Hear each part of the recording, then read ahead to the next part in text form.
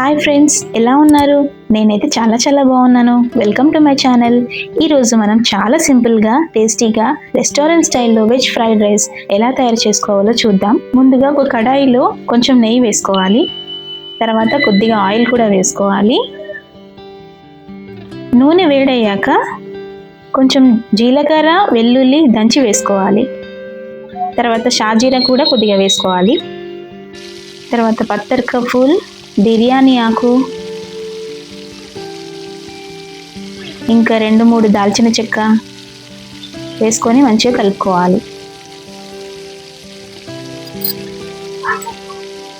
తర్వాత ఒక ఉల్లిగడ్డ చిన్నగా తరుక్కొని, తర్వాత పచ్చిమిర్చి 2-3 పచ్చిమిర్చీలు వేసుకున్నాను.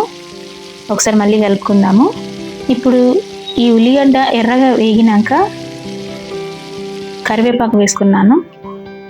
తర్వాత మనకు ఇష్టమైన కూరగాయలు వేసుకొని హై ఫ్లేమ్లో క్రిస్పీగా వేయించుకోవాలి.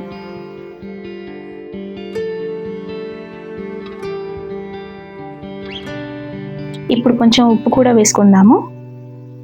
ఒకసారి బాగా కలపాలి. ఇప్పుడు కొంచెం పాలకూర కూడా వేసుకుంటున్నాను. ఒకసారి కలుపుకుందాం. ఇప్పుడు ముందుగా ఉడికించి చల్లార్చిన అన్నం వేసి అన్నం మెత్తగా కాకుండా జాగ్రత్తగా కలపాలి. ఇప్పుడు కొంచెం మిరియాలు దంచి వేసుకుంటున్నాను.